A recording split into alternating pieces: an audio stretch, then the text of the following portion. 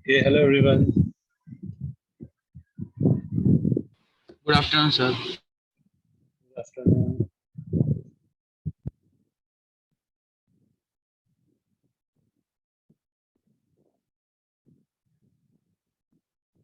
Okay, so any doubt in the last class?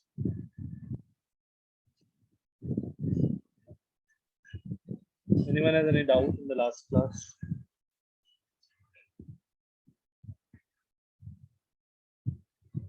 Okay. So in the last class, we have discussed parallel axis theorem, perpendicular axis theorem, and the constraint relation for pure rolling motion. That is, for pure rolling, the velocity of bottommost point or the velocity of point of contact and acceleration of point of contact should be same so that there is no relative motion between the 2 points in contact, right? So basically, if we are talking about pure rolling motion, then the 2 point in contact does not have any relative motion. That is, it should not have any relative velocity or relative acceleration. And we have done some questions based on that as well, right? So today we will move on to the part angular momentum and linear momentum. So it is section 1.8 of your book. Angular momentum. Next heading, angular momentum. So angular momentum, it is represented by alphabet capital L, and it is a vector quantity. So it will have both direction as well as magnitude.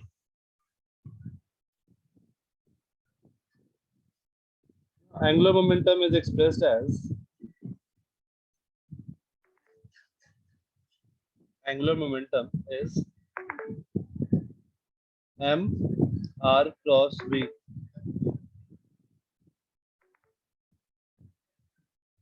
right, plus I about center of mass into omega. Now come to one by one. What is r, what is v, what is omega? So here v is velocity of center of mass. अच्छा, ये omega कौन से किसका है omega? I centre of mass into omega में कौन सा omega लेना है मुझे?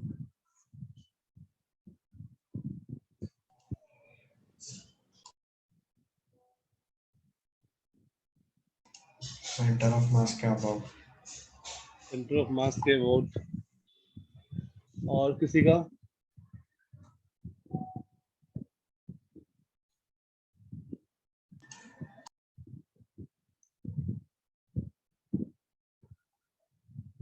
इंच के वोट और किसी का?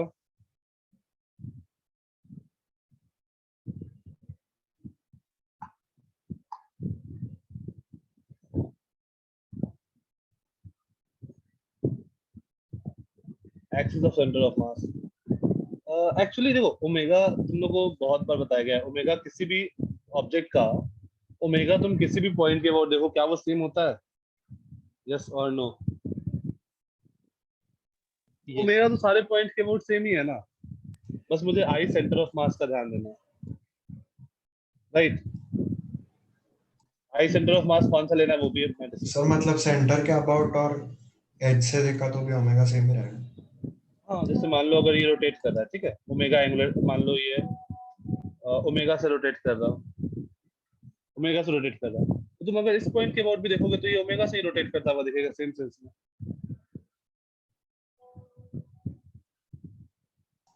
Okay sir. Right?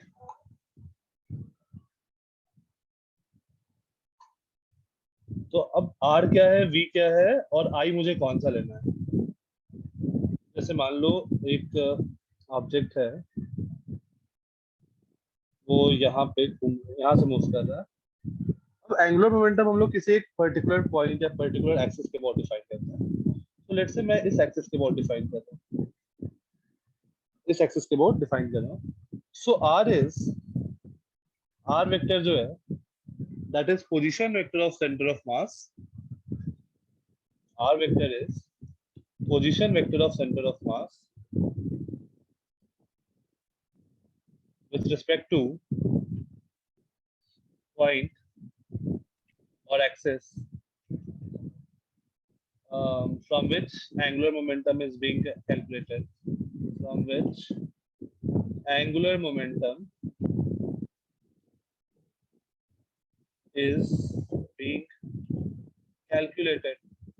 This is r vector. V vector is velocity of center of mass. V center of mass is velocity of center of mass. M is mass of the object, obviously. Mass of the object.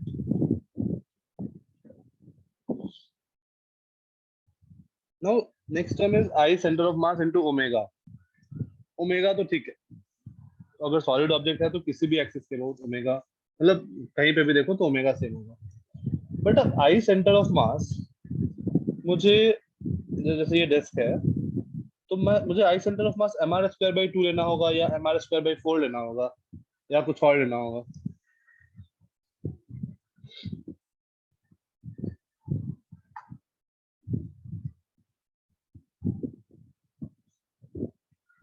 क्या लोगे यहाँ पे?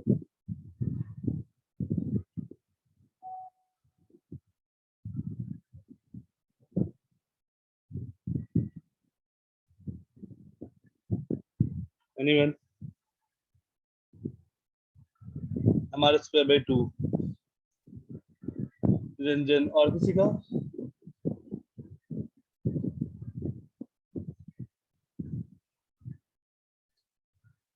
तो depend करेगा. M R square by 2 नहीं, may be ऐसा भी तो हो सकता है कि जैसे मान लो नेक्स्ट स्लाइड पे दिखा रहा हूँ, फिर वापस से उस स्लाइड पे आता हूँ कि ये डिस्क है, ये इस एक्सिस के अबाउट रोटेट कर रहा हो और v वेलोसिटी से आगे भी जा रहा हो. ऐसा पॉसिबल है या नहीं है? वो ऐसा भी हो सकता है कि आप v वेलोसिटी से ऐसे जा रहा है और इस एक्सिस के अबाउट ये ऐसे घूम रहा है ओमेगा से. ऐसा भी हो सकता है कि ये v वेलोसिटी से जा रहा है और इस एक्सिस के अबाउट ये ऐसे घूम रहा है ओमेगा से. फाइन. तो अब मुझे सबसे पहले एक्सिस आइडेंटिफाई करना है, बेसिकली सेंटर ऑफ मास वाला एक्सिस आइडेंटिफाई करना है. तो मेरा ये दो केस हो सकता है पॉसिबल, कि इस एक्सिस के अबाउट फ्लिप कर रहा है, ऐसा रोटेट कर रहा है, या फिर इस एक्सिस के अबाउट ऐसे रोटेट कर रहा है. तो अगर ऐसे रोटेट कर रहा है और डिस्क है तो हम लोग आई सेंटर ऑफ मास क्या लेंगे? M are square by 2. और डायरेक्शन भी ध्यान से लिखेंगे. डायरेक्शन क्या होगा इस केस में? मान लो ये वाई एक्सिस है, ये वाई है, तो डायरेक्शन क्या होगा एंगुलर मोमेंटम का?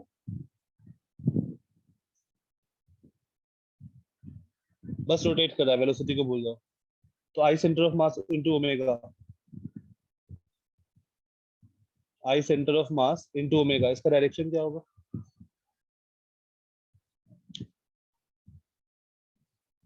हाँ मोहित, क्या लोगे इसका डायरेक्शन? हाँ सर.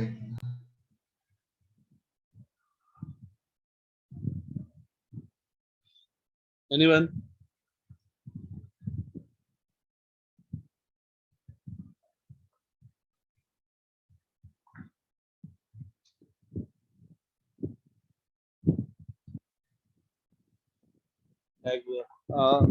नहीं, क्वेश्चन ये है कि जैसे मान लो अगर ये ऐसा घूम रहा है इस टाइप से, तो हम लोग इस एक्सिस के about I centre of mass लेंगे, that is M are square by 4 into omega. लेकिन एंगुलर मोमेंटम मैग्नीट्यूड तो ठीक है, M are square by 4 into omega होगा. डायरेक्शन क्या होगा इस एंगुलर मोमेंटम का?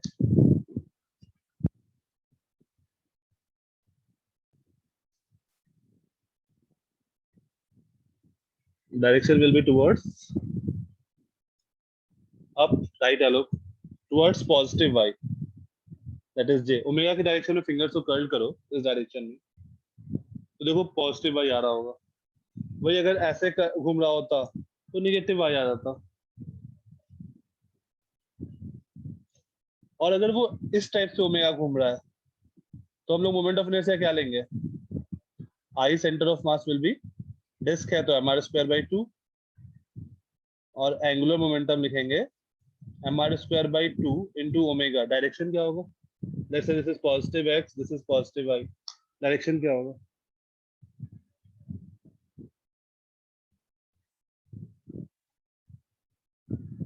नहीं Niranjan, Z axis. Positive z या negative z? Positive. Positive z। Out of the plane, out of the plane कौन सा होगा निरंजन? आलोक, पॉजिटिव z या नेगेटिव z? सर वो हमारी तरफ आएगा। हमारी तरफ आएगा, ठीक है, आउट ऑफ द प्लेन तो हमारी तरफ आएगा। और पॉजिटिव x अगर ये है, पॉजिटिव y अगर ये है, तो पॉजिटिव z कैसे डिटरमाइन करता है?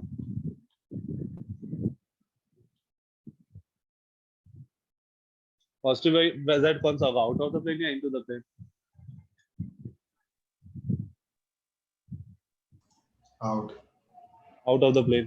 हम लोग अपना राइट हैंड थंब रूल से आता है, राइट हैंड को पॉजिटिव x की डायरेक्शन में रखो, फिंगर्स को कर्ल करो पॉजिटिव y की तरफ, thumb will indicate the direction of positive z। यहाँ पर आउट ऑफ द प्लेन आ रहा है तो हम लोग उसको k कैप लिख सकते हैं।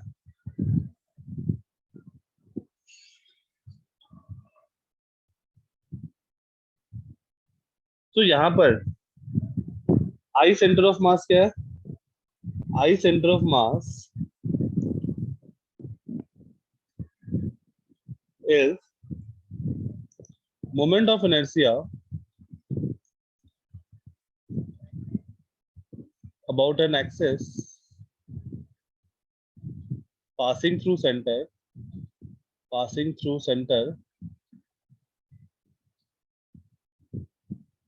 about which the object is rotating. The object is rotating. Passing through center क्यों होगा? अच्छा, Passing center through? of mass. कुछ नहीं सर,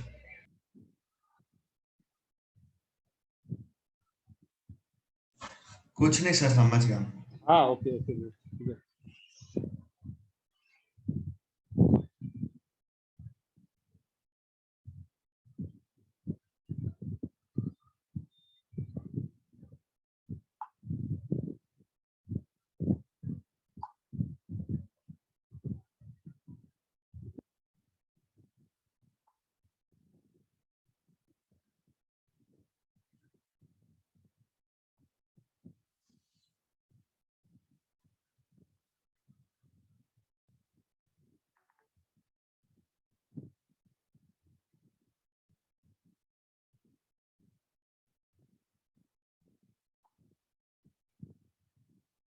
Then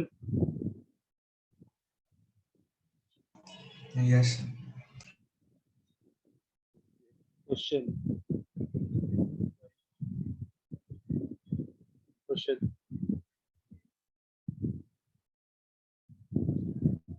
ये एक डिस्क है, ये इधर जा रहा है विद स्पीड ऑफ 2 मीटर पर second, mass is 4 kg,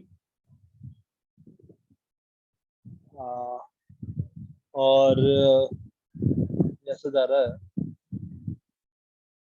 this distance is 4 metre और ये एंगल है 45 degree. Let's say this is position A, this is position B and this is position C. ये बस सीधा जा रहा है, C पे ये 90 डिग्री बना रहा है। C. Find the angular momentum of the object. इसको point object जैसा ट्रीट करना, point object. Find the angular momentum of the object with respect to that axis.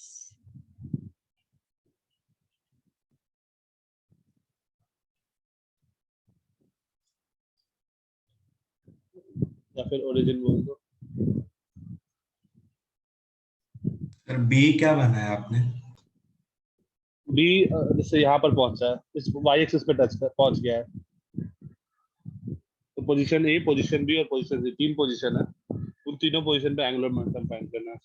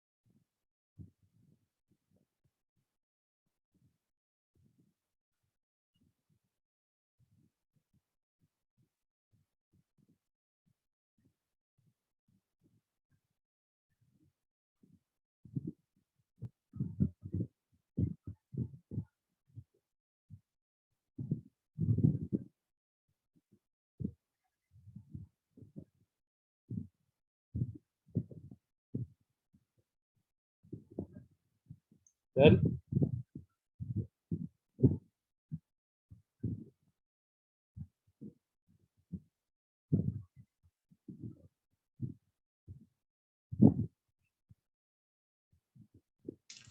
16√2 है क्या? 16√2 तीनों के 32। हाँ ठीक है, तीनों के बाद 16√2। हम्म,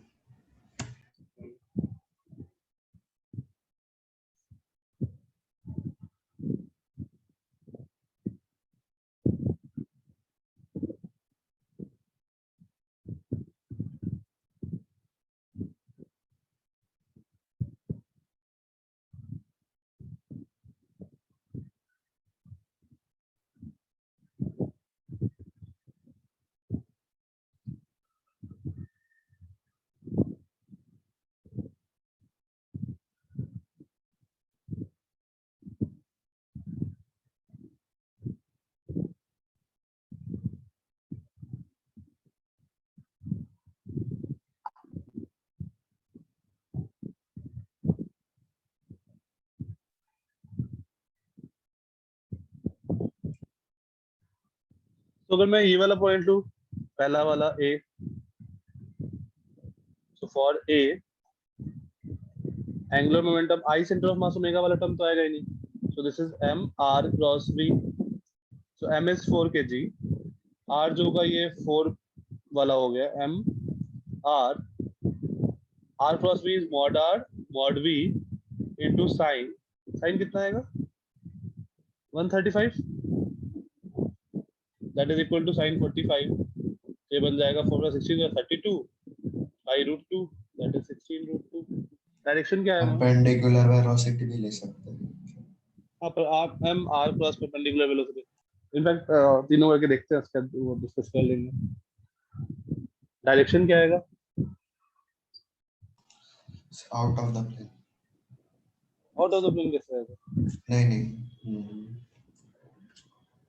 into the plane. Into the plane, r इधर है, v इधर है, हाँ, सो r की तरफ हाथ रखो, v की तरफ फोल्ड करो, तो माइनस k कैप, या फिर इनटू द प्लस क्रॉस। तो बेसिकली ये जो हम लोग का फॉर्मूला है m r क्रॉस v, इसको हम लोग ऐसा भी तो लिख सकते हैं, एंगुलर मोमेंटम अगर m r क्रॉस v तुम यूज कर रहे हो, उसको मैं ऐसा भी तो लिख सकता हूँ m r perpendicular cross v, या फिर m r cross v perpendicular, कोई भी यूज कर सकते हो। देखो r परपेंडिकुलर क्रॉस v करोगे तो क्या आ जाएगा, ये वाला point c, r perpendicular is this and velocity is this। फिर इसलिए तीनों का सेम भी होगा, आर परपेंडिकुलर सेम है। ये और ये तीनों का कैलकुलेट करो, आंसर ये आएगा, ये लेंथ 4 हो जाएगा। इस केस में अगर b पे फाइंड करो तो ये बन जाएगा angular momentum is m, r is 4, v is 2, इन दोनों के बीच का एंगल 45 डिग्री इनटू sin 45, तो b पे ये आ गया, वो भी सेम हो गया।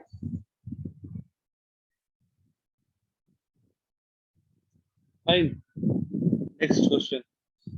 सिमिलरली c पे भी फाइंड करोगे तो ये डिस्टेंस क्या हो जाएगा, 2√2,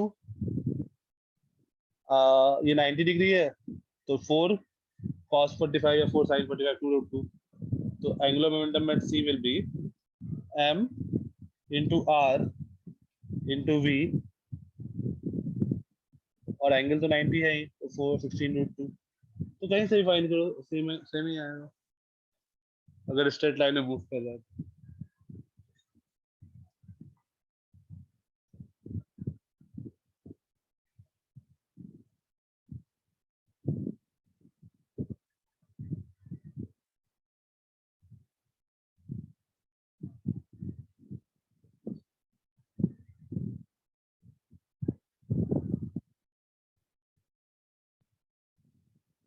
देन क्वेश्चन एक और,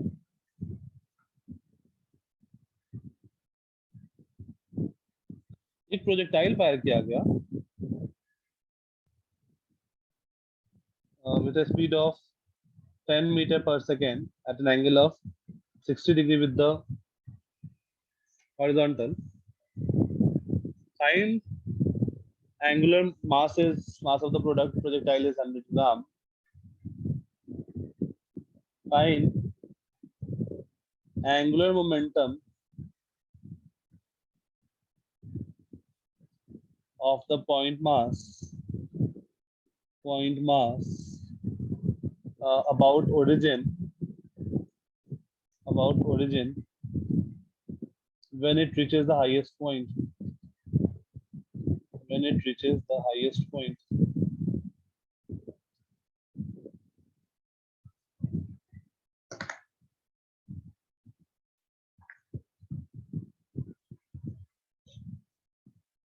सर किसके अबाउट निकालना है ये हमेशा बताया होगा, मतलब इस नहीं, हमेशा नहीं बताएगा। जब तुमको एंगुलर मोमेंटम कंजर्वेशन वाला करना होगा तो फिर तुमको खुद से चुनना पड़ेगा पॉइंट। मतलब ये किसी मतलब रेफरेंस में ही डिफाइंड है ना एंगुलर मोमेंटम? हाँ, किसी के रेफरेंस। हाँ, जैसे तुम्हारे बैच में जब कौन से बैच में हो? इंटी बैच 2। इंटी। अच्छा, उसमें भी नहीं हुआ एंगुलर मोमेंटम? सर चालू है, मतलब कल पहला लेक्चर हुआ उसका। ओके। तो जब हम लोग एंगुलर मोमेंटम जैसे मोमेंटम कंजर्वेशन करते थे ना, तो मोमेंटम कंजर्वेशन में क्या करते थे? एक्सटर्नल फोर्स 0 है तो initial momentum equal to final momentum, हाँ राइट? सिमिलरली अगर एक्सटर्नल टॉर्क 0 है, rotational equivalent of force is torque, तो अगर हाँ एक्सटर्नल टॉर्क 0 है तो हम लोग बोलेंगे कि angular momentum will be conserved. But angular momentum क्या होता है वो तो पॉइंट पे डिपेंड करता है ना, वो कहाँ से लिख रहे हैं। हाँ तो हम लोग जिस पॉइंट से इनिशियल एंगुलर मोमेंटम लिखेंगे उसी से फाइनल एंगुलर मोमेंटम लिखेंगे और उन दोनों को कंसिडर कर देंगे, इक्वल कर देंगे।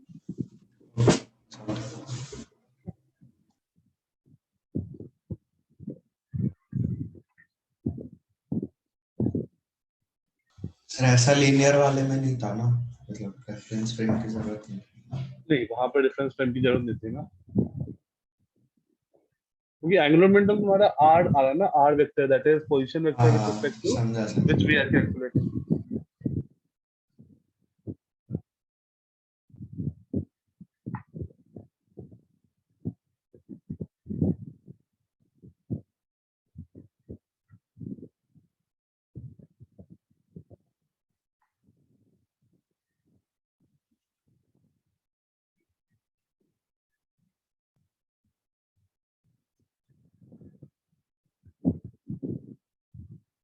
ओके, एक आंसर है 1875।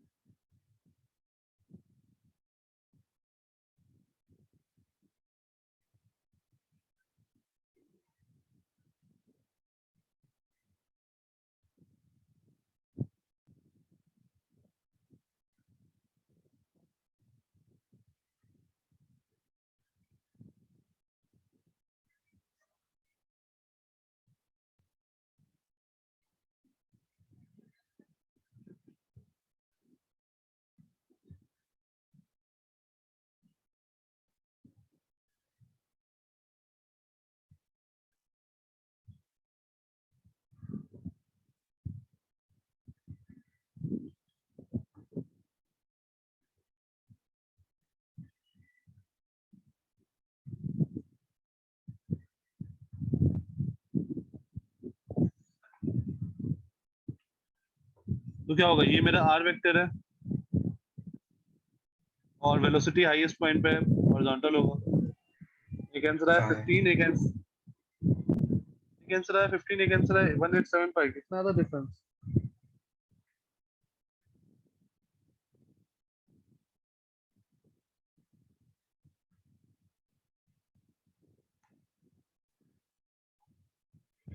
तो वेलोसिटी जो होगा दैट विल बी 10 cos 60, ये तो 5 होगा। अब एंगुलर मोमेंटम वो ऑब्जेक्ट पॉइंट ऑब्जेक्ट जैसा है, तो हम लोग लिख सकते हैं angular momentum is m r cross v, I centre of mass omega 0 हो जाएगा। सो r cross v is basically m mod r mod v sin theta, मुझे मैग्नीट्यूड से मतलब है, डायरेक्शन तो मुझे पता चल रहा है इनटू द प्लेन। सो जहां पर थीटा क्या है, ये एंगल, तो अगर ये एंगल थीटा है तो ये भी एंगल थीटा होगा, corresponding एंगल। और clearly this distance is mod r, तो मैं इस डिस्टेंस को बोल सकता हूँ mod r sin थीटा। तो मेरे पास बच गया m mod r sin theta into v। mod r sin theta क्या है मेरे पास, this is perpendicular distance. h max, h max बोल दो ना, हाँ, H max. Into velocity. So h velocity तो मुझे पता है, h max is u square sin square theta by 2g। u square हो गया 100, sin 16 root 3 by 2, root 3 by 2 का स्क्वायर 3 बाई 4 इंटू 2 इंटू जी। तो यहाँ पर हमारे पास आ जाएगा 15 बाई 8, 10 कैंसिल आउट हुआ, ये बन गया 5, दैट इज 15 बाई 4। तो पुट कर दो, m is 0.1 into 15 by 4 into 5, तो ये क्या आ जाएगा, 15 5 7.5 by 4, that is 15 by 8। Direction is into the plane.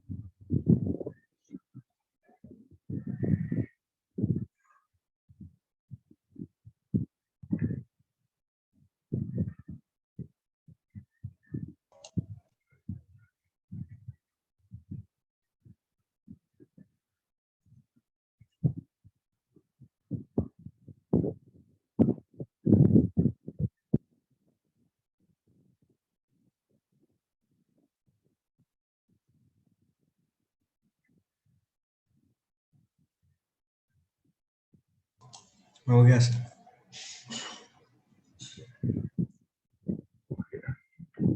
Next एक और क्वेश्चन करते हैं, फिर आगे मूव करते हैं। क्वेश्चन, लेट्स से एक डिस्क है,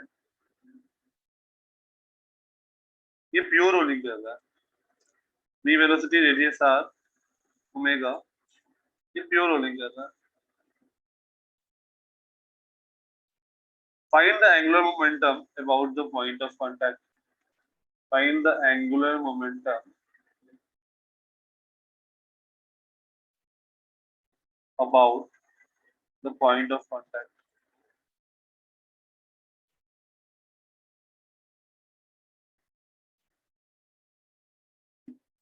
सर मास। मास m,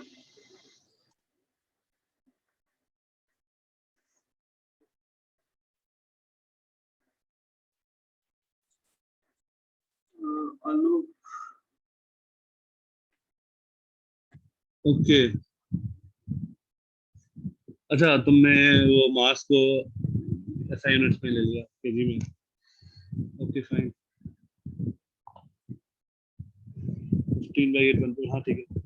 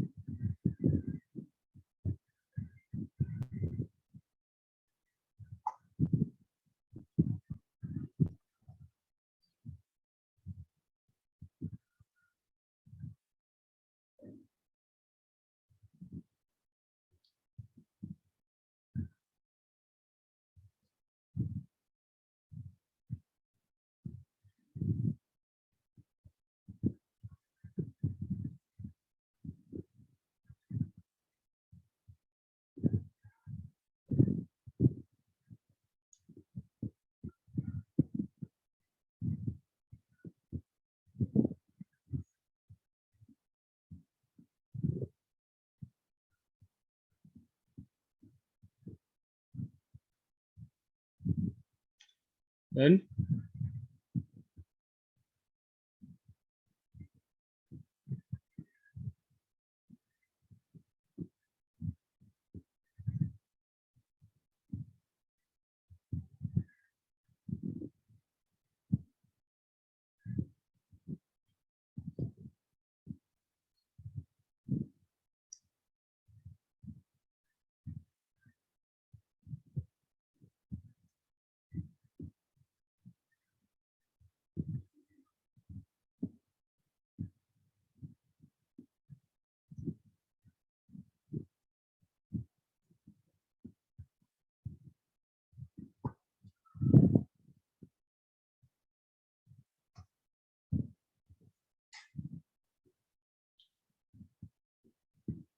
यहाँ पे एक चीज हम लोग को 3/2 MVA रोके हैं मोहित। निरंजन, बाकी लोग जल्दी जल्दी।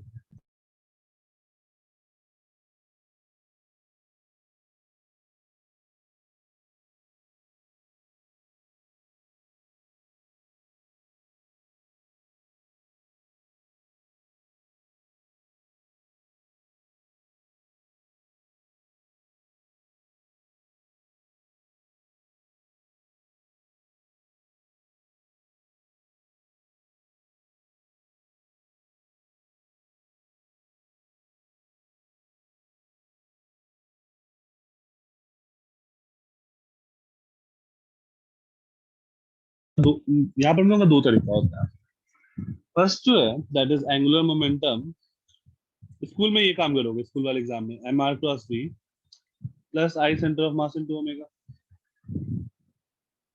अब देखो ये इस एक्सिस के बोर्ड घूम रहा है परपेंडिकुलर टू द प्लेन।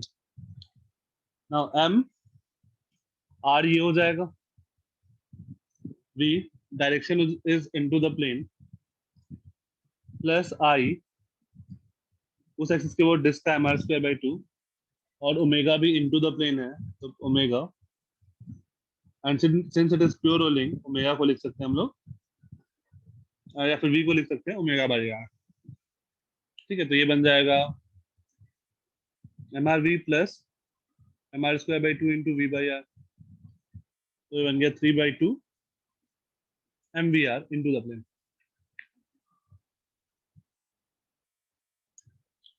इसका एक और फॉर्मूला होता है एंगुलर मोमेंटम का, डायरेक्टली होता है आई about pure rotation into omega. ये भी फॉर्मूला होता है डायरेक्टली। तो प्योर रोटेशन का क्या मतलब है, जिसके अबाउट उस इंस्टेंट पे इंस्टेंटेनियस एक्सिस ऑफ रोटेशन है, उस इंस्टेंट पे उसके अबाउट रोटेट कर रहा है, उस पॉइंट का वेलोसिटी जीरो। देखो ये वाले पॉइंट का वेलोसिटी जीरो है जो कांटेक्ट में है, तो मैं डायरेक्टली लिख सकता हूँ I about this point that is 3/2 mr² into omega. Omega को लिख दो v by r into v by r. देखो सेम आंसर आ गया।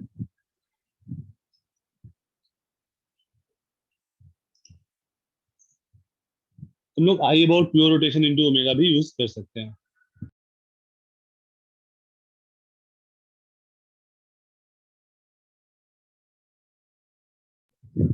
फाइन।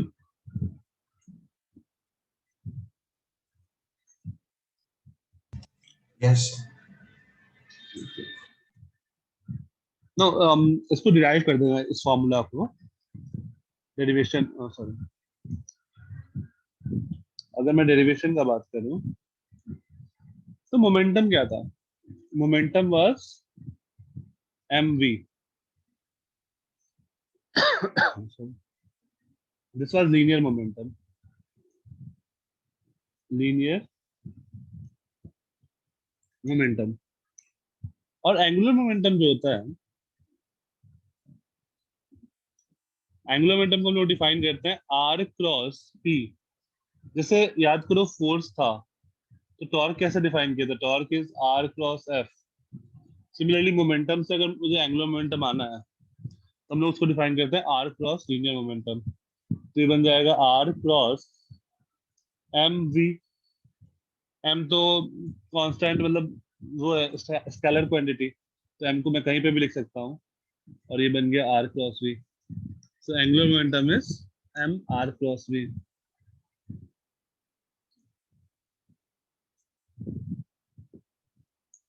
ये वाला टर्म आ गया ट्रांसलेशन के कारण, अगर ट्रांसलेशन है तो। सिमिलरली मान लो एक ऑब्जेक्ट मेरा बस रोटेट कर रहा है यूनिफॉर्म सर्कुलर मोशन में, ठीक है, तो हम लोग क्या लिखेंगे इसके लिए? मान लो यहाँ पे वेलोसिटी v है, तो v जो होगा वो ओमेगा r होगा। तो इसका जो r ये वाला होगा, तो अगर मैं इसके लिए एंगुलर मोमेंटम लिखूं तो आएगा m r cross v, v is omega r।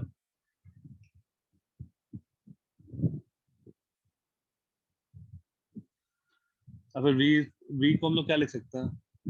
v क्या होगा, r क्रॉस ओमेगा या ओमेगा क्रॉस r? ये बताओ, v क्या होता है, r ओमेगा या omega r?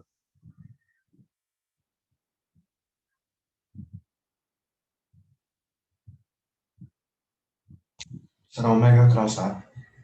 Omega cross r। क्योंकि देखो यहाँ पे इस वाले जैसे नॉर्मल ये सर्किल सोचो, शायद ये हम लोग डिस्कस किए थे लास्ट क्लास में इसी, हाँ इसी स्टेट बोर्ड 12 में ही डिस्कस किया था कि अगर ओमेगा से घूम रहा है ऐसा, तो इस पॉइंट का स्पीड इधर होना चाहिए ओमेगा आर। सो आर ये है, omega out of the plane है।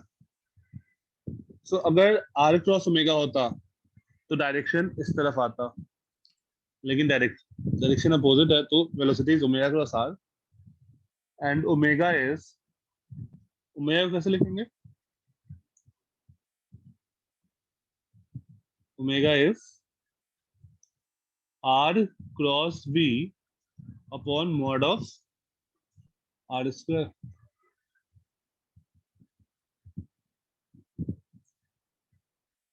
ठीक है, तो मैं एम आर क्रॉस वी को लिख देता हूँ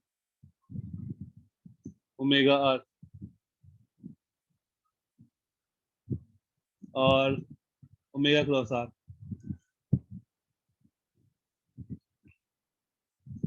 तो ये बन जाएगा M are square into omega, और summation of M are square को मैं आई लिख सकता हूँ, तो angular momentum is I omega, ये वाला फॉर्मेट में आ गया। अगर दोनों होगा तो मैं दोनों का एडिशन कर दूंगा, रोटेशन भी होगा और ट्रांसलेशन भी होगा। तो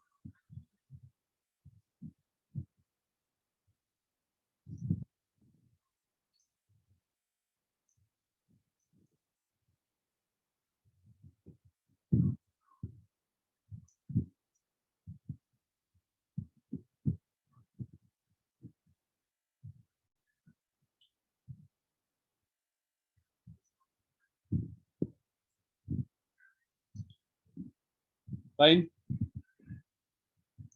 इसके अलावा हमें पता है torque is r cross f and it is equals to I alpha.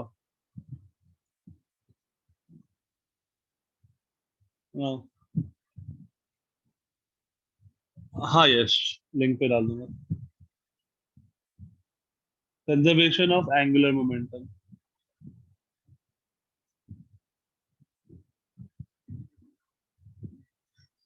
तो देखो एंगुलर मोमेंटम हमारे पास क्या है, आर क्रॉस पी। तो अगर मैं डीएल बाई डी टी लिखूं, that is d by d t of r cross p, तो ये क्या आ जाएगा, r cross d p by d t plus d r by d t cross p, ये एक्सप्रेशन बनेगा। D r by d t is velocity and d p by d t is force, so r cross f plus v cross p, ये वाला term क्या हो जाएगा,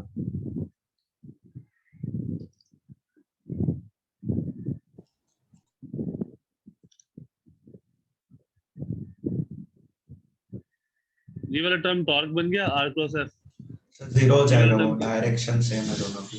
direction से मैं M cross M V, तो V cross V cross product of a vector by itself is zero, ये वाला टर्म जीरो बन गया। तो हमारे पास बन गया DL by d t is torque. यहाँ तक नोट कर लो, फिर आगे चलते हैं।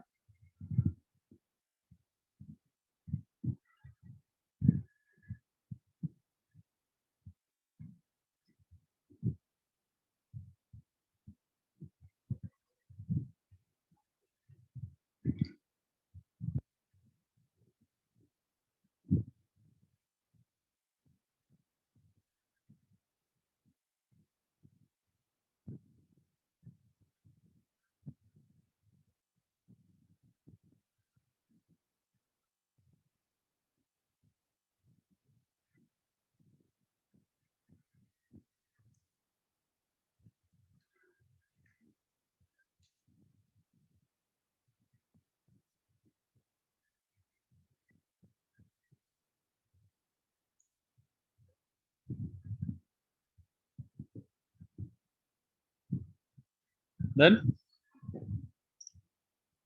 अच्छा अगर ये टॉर्क जीरो हुआ तो dl by dt क्या हो गया zero.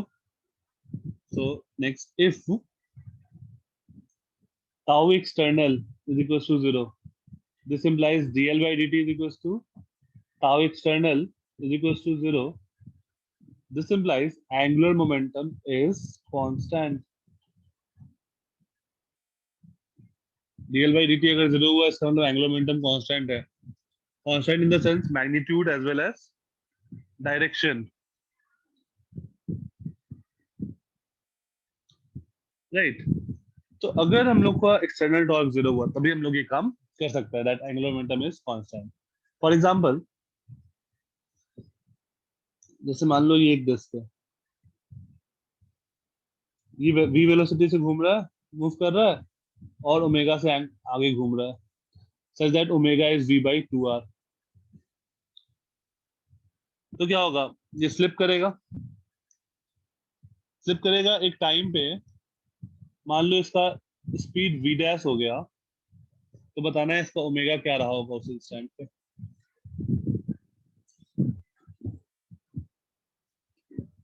Assume it to be a disk of mass m radius r.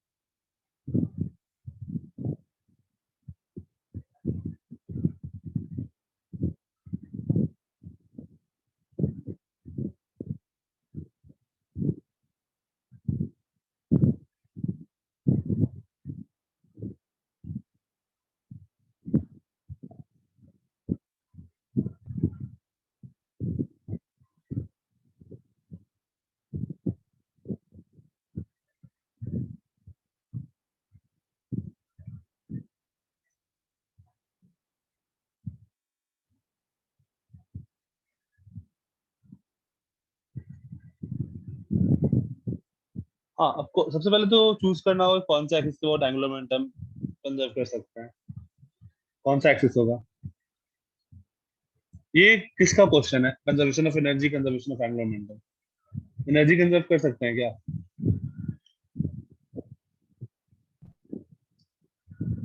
Yes no.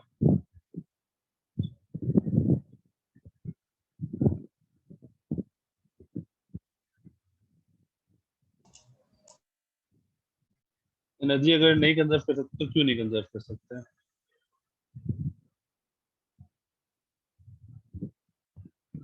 यहाँ पर फ्रिक्शन लग रहा होगा बॉटम मोस्ट सरफेस पे, राइट.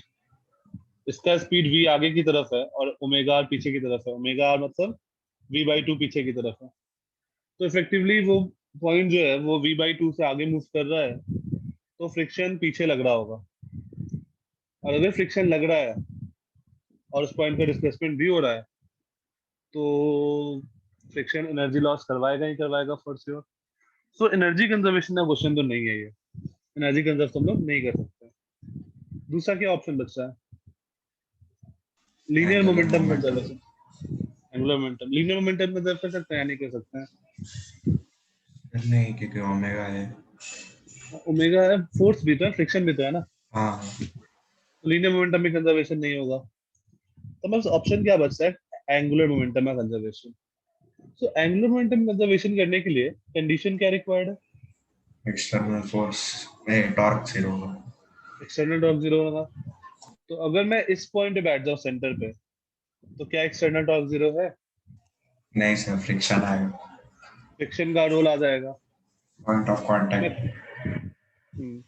तो अगर मैं पॉइंट ऑफ कांटेक्ट पे बैठ जाऊं, तो mg का भी टॉर्क जीरो हो गया और फ्रिक्शन का भी टॉर्क जीरो हो गया। तो जस्ट मैं अगर पॉइंट ऑफ कांटेक्ट पे बैठ गया तो मेरा एक्सटर्नल टॉर्क जीरो हो गया। एक्सटर्नल टॉर्क अगर जीरो हुआ तो हम लोग एंगुलर मोमेंटम कंजर्व कर सकते हैं। तो उस पॉइंट से लिखो इनिशियल एंगुलर मोमेंटम क्या है? What is initial angular momentum?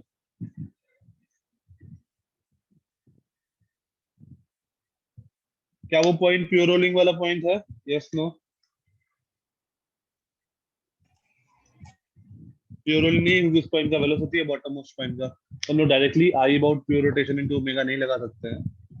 हम लोग क्या लिखेंगे?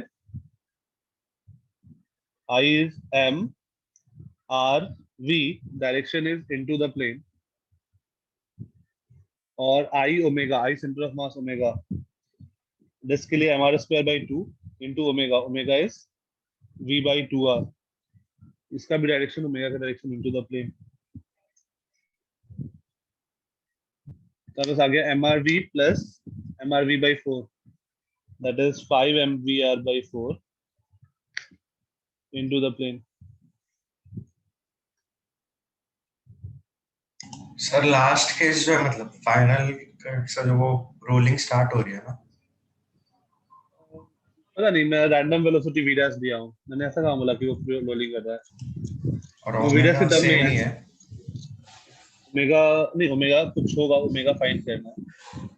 वी डैश नोन है तुमको, okay okay, omega V find dash करना। नॉन।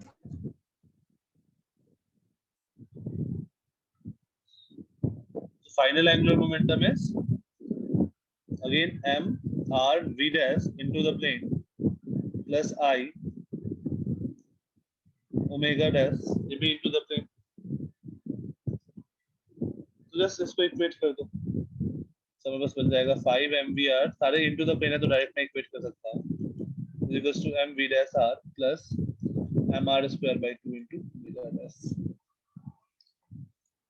तो जस्ट तुमको इधर लाके सिंप्लीफाई करो तो ओमेगा dash का वैल्यू मिल जाएगा in terms of v and v dash, v dash m and r।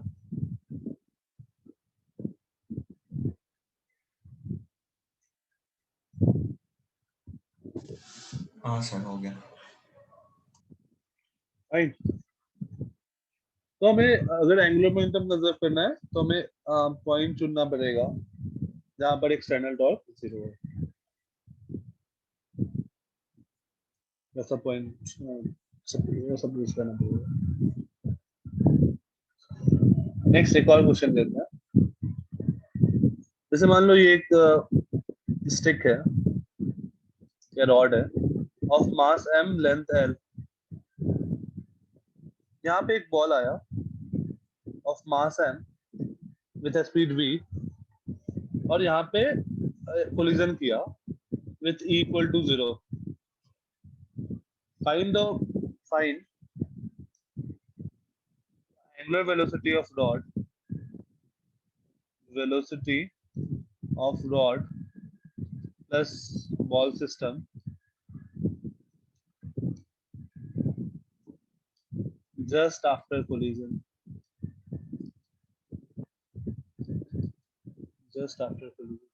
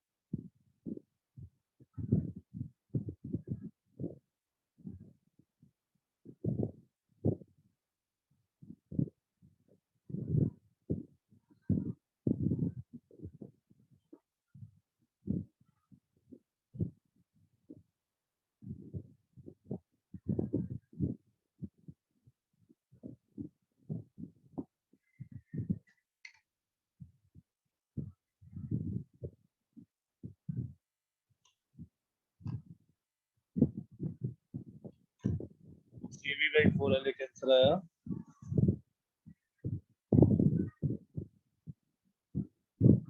TV by 4L नहीं आएगा। सो इसमें हम लोग कौन सा एक्सिस लेंगे एंगुलर मोमेंटम कंजर्व करने के लिए?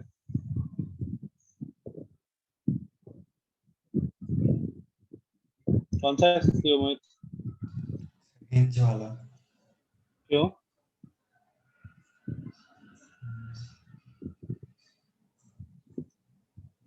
रीजन बताओ।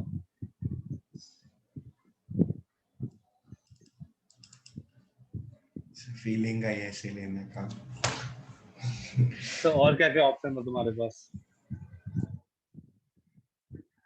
एक ऑप्शन था इसका सेंटर ऑफ मास बैठ जाओ, एक ऑप्शन था यहाँ बैठ जाओ, एक ऑप्शन है हिंज पे बैठ जाओ।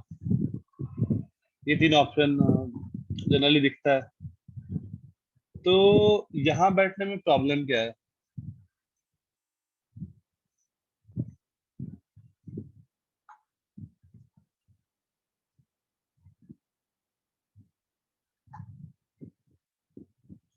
यहाँ बैठने में प्रॉब्लम क्या है कि जो मेरा हिंज है ऊपर में, उस पॉइंट पे कुछ भी फोर्स लग सकता है उस इंस्टेंट पे जब कोलिजन होगा। तो उसका टॉर्क जीरो नहीं होगा, हम लोग एंगुलर मोमेंटम कंजर्व नहीं कर पाएंगे। सिमिलरली अगर तुम मिड पॉइंट पे बैठोगे तो भी वही प्रॉब्लम है कि अचानक से जब कोलिजन होगा तो हिंज कुछ भी फोर्स लगा सकता है। तो हम लोग एंगुलर मोमेंटम कंजर्व नहीं कर पाएंगे। तो हम लोग क्या करें, यहाँ पर बैठ गए। बट यहाँ पर बैठने में एक प्रॉब्लम क्या है कि ये बॉल आके इम्पल्स लगाएगा बॉटम मोस्ट पॉइंट पर। तो इम्पल्स लगा दिया मतलब दैट इज फोर्स, बेसिकली बहुत ज्यादा फोर्स। तो एंगुलर मोमेंटम कंजर्व कर सकते हैं या नहीं कर सकते?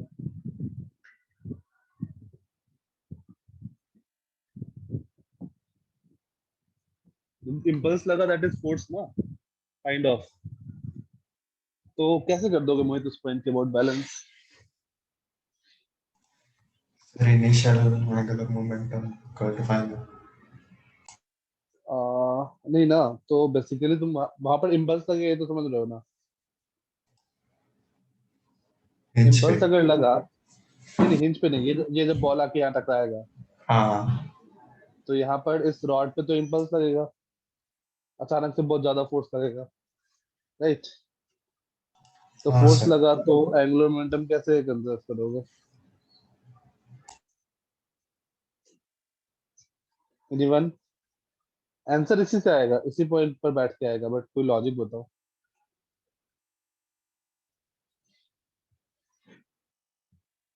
कि कैसे हम लोग कंजर्व कर सकते हैं।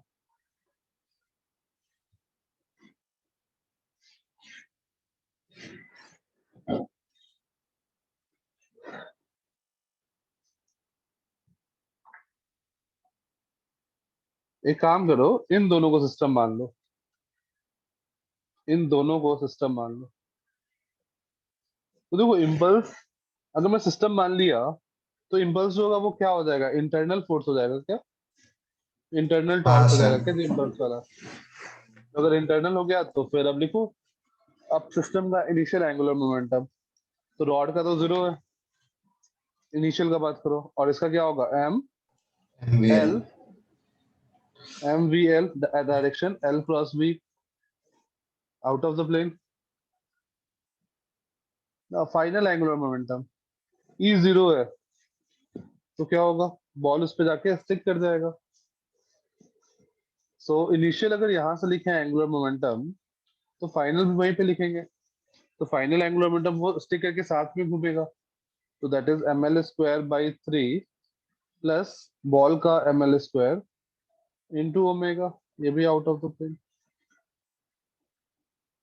And since there is no external torque, हम लोग क्या लिख सकते हैं, M V L equal to, ये बन गया four M L square by three into omega. So M L gets cancelled and we get omega as 3V by 4L.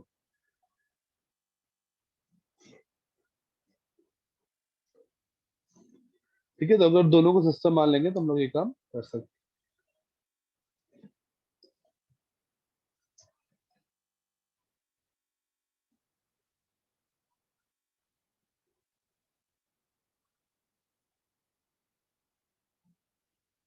Done.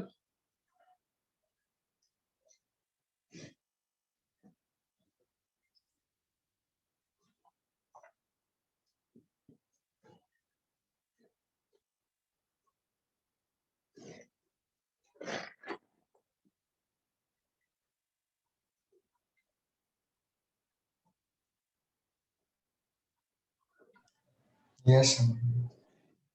Next question. Next आते हैं काइनेटिक एनर्जी का। So kinetic energy will be, जैसे वहां पर translation में क्या था, half M V square, mass का rotational equivalent is moment of inertia, this was for translation. Mass का rotational equivalent is moment of inertia, velocity का रोटेशनल इक्विवेलेंट ओमेगा स्क्वायर। इसका आई थिंक हम लोग डेरिवेशन भी कर रखे हैं स्टार्टिंग के कुछ क्वेश्चन में, स्टार्टिंग में। सो अगर मेरा ऑब्जेक्ट ट्रांसलेट भी कर रहा है वी सेंटर ऑफ मास से, और ये रोटेट भी कर रहा है ओमेगा से, तो इसका काइनेटिक एनर्जी टोटल क्या हो जाएगा, half M V centre of mass plus half I omega square. This is due to translation and this one is due to rotation.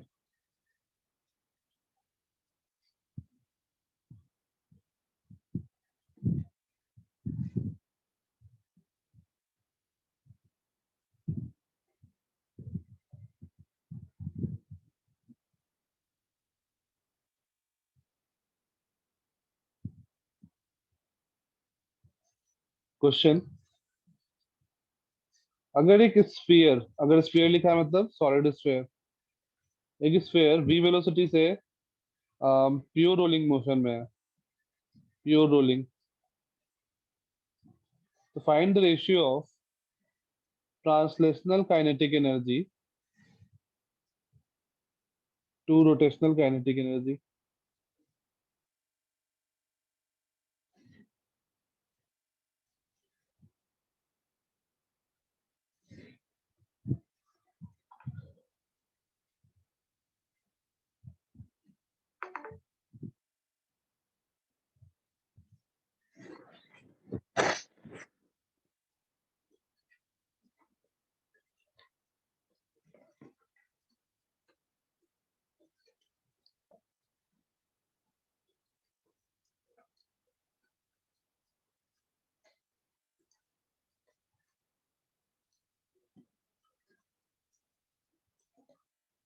Sir hollow sphere है या कौन सा? स्फीयर लिखा है मतलब सॉलिड, अगर हॉलो होगा ना तो मेंशन करेगा हमेशा। बहुत सारे क्वेश्चन में डायरेक्टली तुमको स्फीयर लिखा होगा।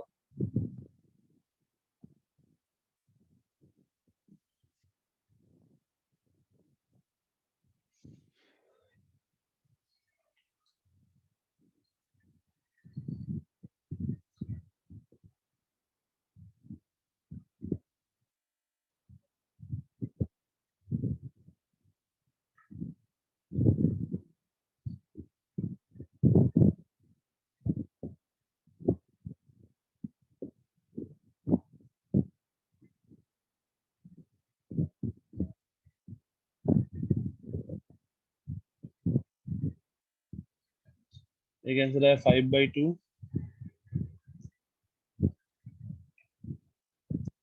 5/2 okay. Translation is half M V square, rotation is half into 2/5 mr square into omega square, that is v square by r square।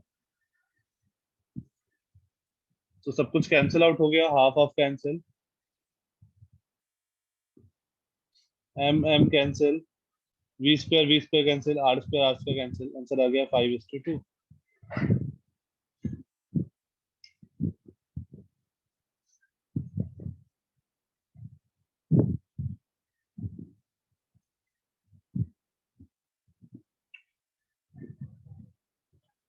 Next question. ऐसे क्वेश्चन हो जाएंगे ना या और करना है, ये वाले टाइप के translation is rotational kinetic energy पूछते हैं। फाइन। सर जिसमें एनर्जी कंजर्वेशन करना है वो वाला है। हाँ अभी करवा रहा हूँ क्वेश्चन। और जैसे ऐसा है, यहाँ से एक बॉल को छोड़ दिया गया। दो केस है। पहला है यहाँ पे friction is absent, friction is absent. तो जब ये नीचे पहुंचेगा, यहाँ पे पहुंचेगा, मान लो ये एच हाइट है, तो इसका वेलोसिटी क्या होगा, ओमेगा क्या होगा, v equal to question mark omega equal to question mark translation kinetic energy to rotation kinetic energy क्या होगा। ओमेगा 0 और ये v रूट 2 gh। ठीक है। अगर ये रिंग है, A ring, B disc, C solid sphere, D hollow sphere, चारों किस में निकालना है। अगर यहाँ पर दूसरा केस है कि अगर यहाँ पर फ्रिक्शन है, sufficient friction for pure rolling,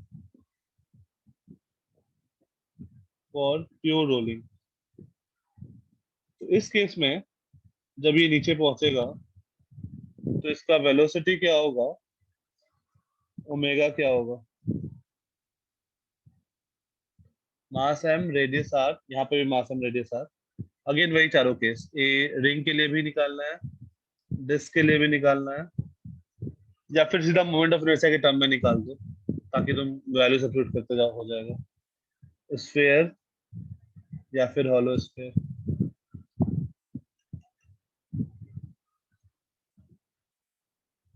और यहाँ पे भी translation kinetic energy to rotation kinetic energy.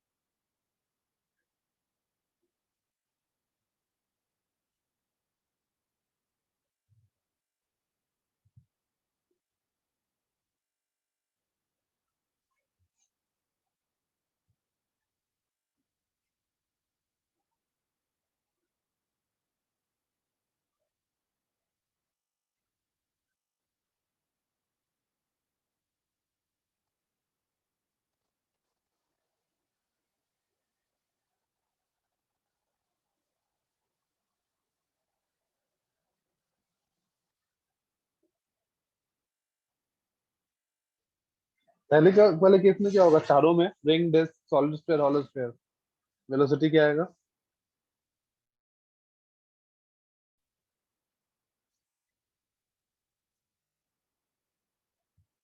अगर फ्रिक्शन एब्सेंट है तो ओमेगा आएगा ही नहीं, उसको रोटेट कराएगा ही नहीं कोई, राइट। तो चारों केस में ओमेगा जीरो आएगा, कोई भी ले लो।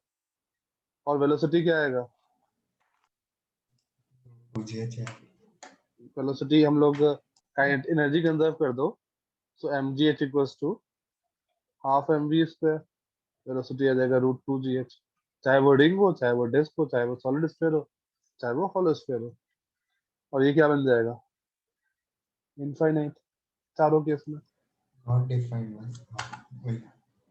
हाँ, नॉट डिफाइंड या infinite.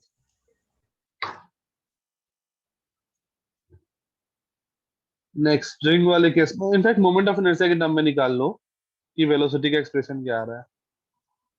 Sufficient friction for pure rolling,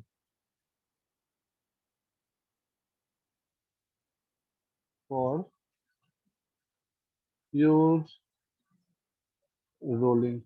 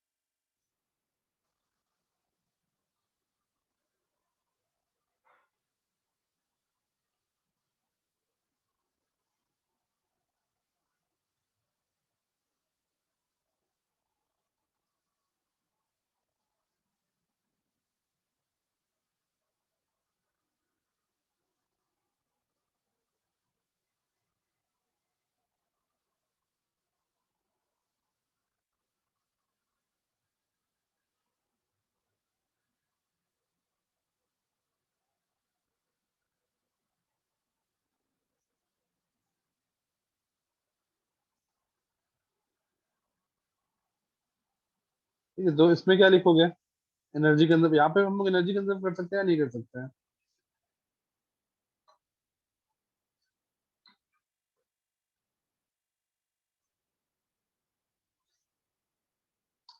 yes no? No sir, friction लगेगा। फ्रिक्शन लगेगा। और किसी का?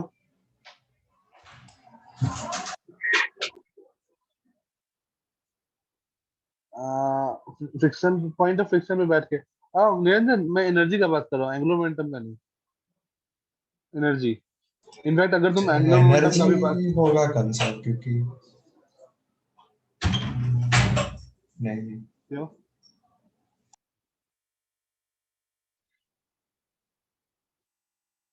एंगुलर मोमेंटम तो नहीं कंजर्व कर पाओगे ना, अगर तुम यहाँ बैठ गए हैं तो एम जी साइन थीटा का, एम जी का टॉर्क जीरो हो जाएगा। अच्छा ठीक है, एम जी का टॉर्क जीरो नहीं होगा, एम जी यहाँ से पास कर सकता है, एम जी साइन थीटा का टॉर्क आ जाएगा, एम जी कॉस थीटा का टॉर्क जीरो हो जाएगा।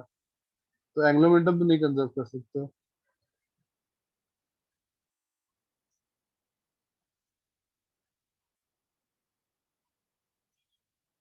एनर्जी काइंड, एनर्जी कंजर्व कर सकते हैं या नहीं?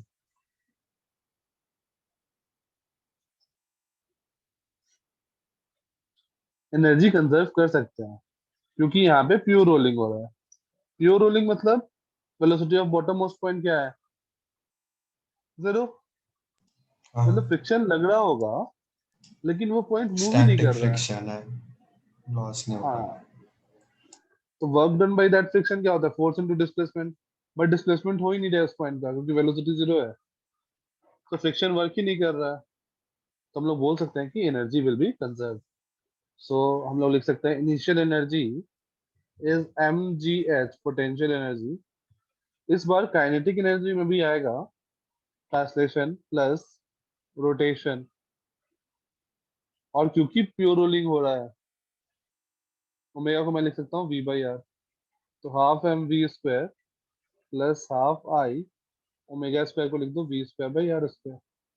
तो ये बन जाएगा V square by two M plus I by R square, that is M G H. तो वी बन गया two M G H upon M plus I by R square का रूट। और वेलोसिटी मिल गया, तो omega is V by R, तो एक आर से डिवाइड कर दो, तो one by R times of under root two M G H upon M plus I by R square. और वेलोसिटी और ओमेगा मिल गया, तो हम लोग ट्रांसलेशन और रोटेशनल भी निकाल सकते हैं, जस्ट वैल्यू सब्स्टिट्यूट करना।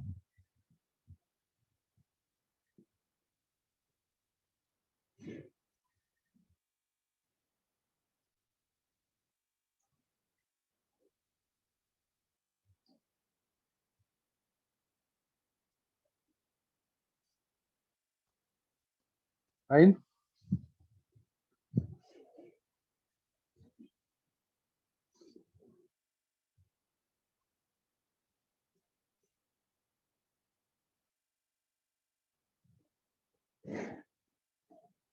एक और क्वेश्चन कर लो, फिर अपना ये चैप्टर खत्म ही है। इसमें अलग अलग वैल्यूज डाल देंगे तो हमको for different ring, disc, solid sphere, hollow cylinder, solid cylinder, सबके लिए मुझे वेलोसिटी और ओमेगा मिल जाएगा। नेक्स्ट आता है, जैसे मान लो ये है, यहाँ पर मैंने कुछ भी छोड़ा, ring, disc, solid sphere, hollow sphere, तो इसका एक्सेलरेशन क्या होगा? Sufficient friction for pure rolling, friction for pure rolling, इसका एक्सेलरेशन क्या आएगा? ये एक्सेलरेशन मैंने बोला था याद करने को, मेडिकल बैच, हिंदी वाले बैच में भी सर ने बोला होगा इसका एक्सप्रेशन याद कर लेने को। हिंदी बैच में हुआ ही है।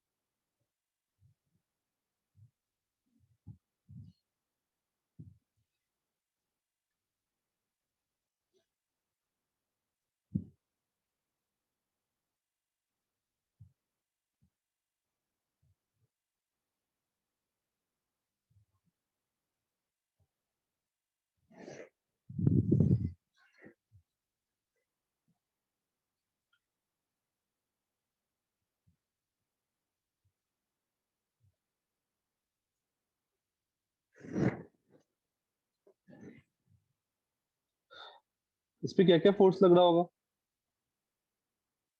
एक mg sin थीटा, अभी सेम कुछ भी हो सकता है, एक फ्रिक्शन। तो पहला इक्वेशन तो हमारे पास सीधा लिखा जाएगा mg sin theta minus F, एक mg cos थीटा और एक नॉर्मल। तो इक्वेशन तो डायरेक्ट हमारे पास लिखा जाएगा mg sin theta minus F equal to ma। हाँ मोहित, मुझे इसका एक्सप्रेशन फाइंड करना है। ये कुछ भी हो सकता है, ring, disc, cord sphere, hollow sphere. एक इक्वेशन आएगा F cross R equal to I alpha, और एक इक्वेशन आएगा A equal to R alpha, क्योंकि प्योर रोलिंग में है। सो इसको ऊपर पुट कर दो। सो हमारे पास बन जाएगा F cross R equal to, sir 2g नहीं sin थीटा है क्या? नहीं नहीं, कौन सा स्टेप लिए हो? आई को पुट कर दिया क्या? सर ये नोट्स पे भी यही है। नहीं, नोट्स पे ये होगा expression is G sine theta upon 1 plus I upon M are square, ऐसा कुछ होगा। सर रोटेशन और ट्रांसलेशन के और कंस्टेंट के ऐसे 3 इक्वेशन बने थे और उस वो सॉल्व करके आया था। आंसर ये आता है, लेकिन भेजो मुझे व्हाट्सएप पे। सर अभी अभी भेजो। हाँ भेज दो, देख सकता हूँ।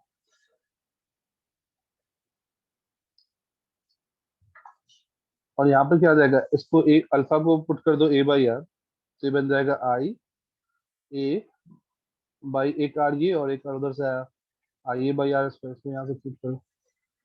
सो M G sine theta minus I A by R square equal to M A. तो यहाँ पे हमारे पास आ जाएगा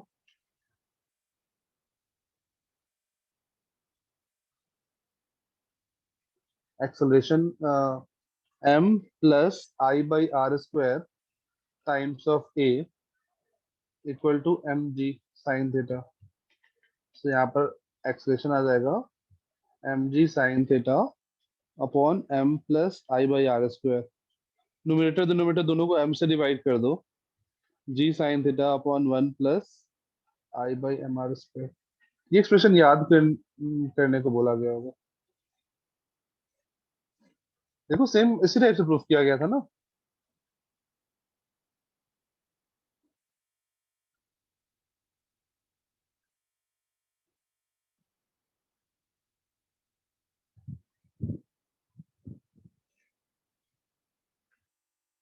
किसका एक्सप्रेशन सबसे ज्यादा होगा, ring, disc, solid sphere, hollow sphere?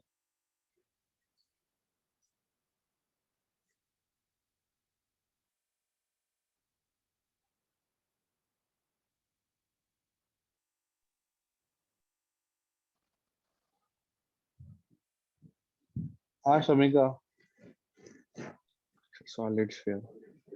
Solid sphere जिसका मोमेंट ऑफ इनर्शिया कम, मास अगर सबका सेम है, मास और रेडियस सेम मान लेते हैं, तो जिसका मोमेंट ऑफ इनर्शिया कम उसका एक्सप्रेशन ज्यादा। सबसे कम मोमेंट ऑफ इनर्शिया किसका होता है, सॉलिड स्फीयर, 2/5। तो सॉलिड स्फीयर का मोमेंट ऑफ इनर्शिया सबसे कम, तो एक्सप्रेशन ज्यादा।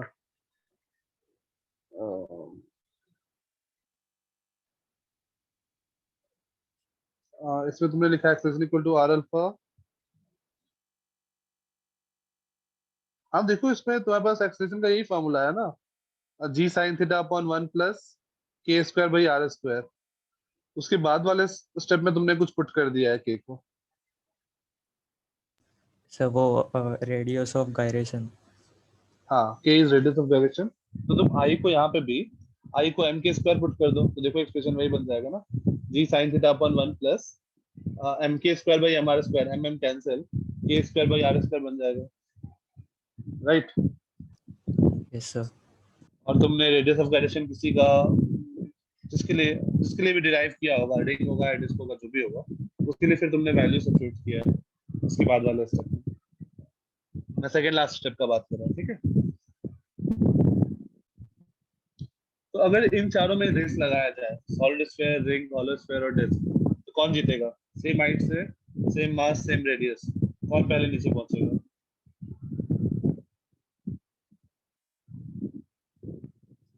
Solid sphere, right. जिसका मोमेंट ऑफ इनर्शिया ज्यादा उसका एक्सीलरेशन, मोमेंट से कम उसका एक्सीलरेशन ज्यादा। एक्सीलरेशन ज्यादा मतलब जल्दी नीचे पहुंचेगा। लास्ट रिंग और हॉलो सिलेंडर फाइन, जिसका मोमेंट ऑफ इनर्शिया ज्यादा उसका एक्सीलरेशन कम और वो लास्ट पहुंचेगा। किस पर फ्रिक्शन सबसे ज्यादा लगता होगा?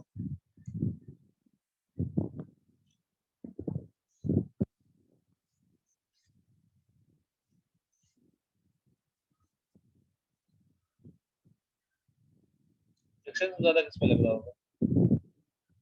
इसका एक्सीलरेशन कम होगा क्योंकि mg sin theta minus f equal to m है, तो फ्रिक्शन ज्यादा, इसका मतलब एक्सीलरेशन कम। एक्सीलरेशन सबसे कम किसका है? रिंग का, तो सबसे ज्यादा फ्रिक्शन रिंग पे लग रहा होगा। तो एक मैं लिख देता हूँ लिखने में, एक्सीलरेशन सबसे ज्यादा सॉलिड स्फीयर, एक्सीलरेशन सबसे कम रिंग। फर्स्ट जो किया, first to reach bottom solid sphere, तो बस वो फॉर्मूला याद रखो लास्ट वाला, last to reach bottom ring, friction maximum ring क्योंकि एक्सीलरेशन कम है, फ्रिक्शन मिनिमम सॉलिड स्फीयर। भाई दो इक्वेशन में बहुत सारा कुछ आ जाएगा। So acceleration is g sin theta upon 1 plus i by M are square, ऐसे भी याद रख सकते हो, या फिर g sin theta upon 1 plus k square by R square, i को m के स्क्वायर पुट कर दो, तो ये भी याद रख सकते हो, जो याद रखने का मन है।